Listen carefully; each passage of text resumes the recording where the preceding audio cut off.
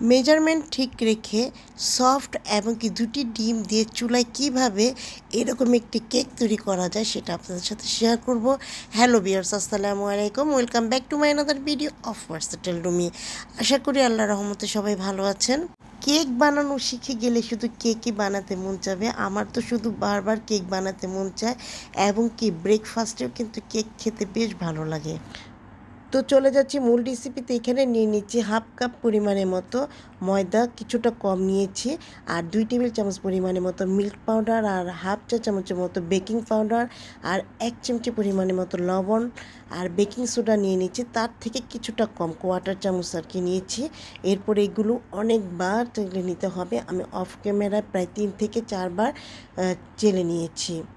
আমার কেকটি যে চুলায় বেক করেছি সেটা কি বোঝার উপায় রয়েছে যে আমি এটা চুলায় তৈরি করেছি?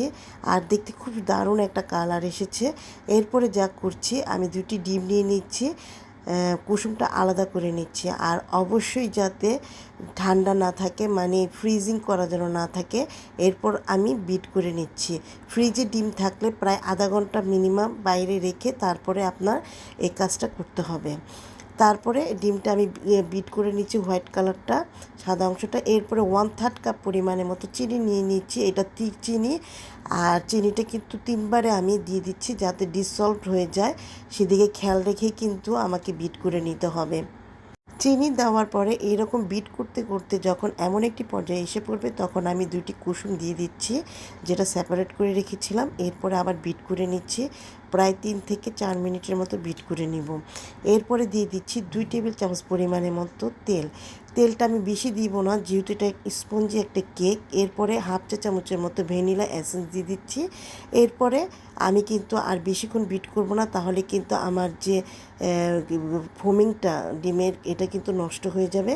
বাস 3 থেকে 4 মিনিটের মতো করে এখন আমি যেটার মধ্যে সেট করব কেকটা, সেখানে বেকিং পেপার লাগিয়ে একটু তেল গ্রিস করে দিচ্ছি।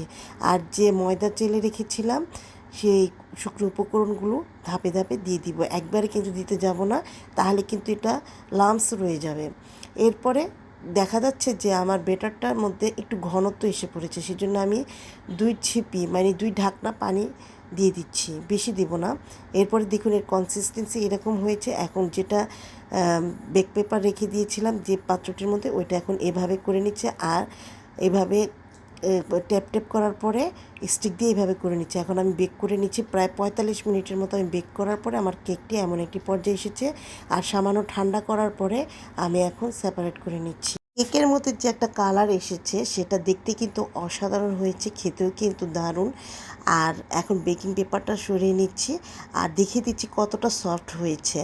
আর এইরকম কালার আসলে কিন্তু আমার শুধু মন চায় যে বারবার কেক বানাই আর বারবার কেক খাই। আমার কাছে খুব ভালো লাগে, বাইরের কেকের তুলনায় আমার ঘরের কেকটাই কিন্তু বেশ ভালো লাগে। আজ এ পর্যন্ত, সবাই ভালো থাকুন, ধন্যবাদ।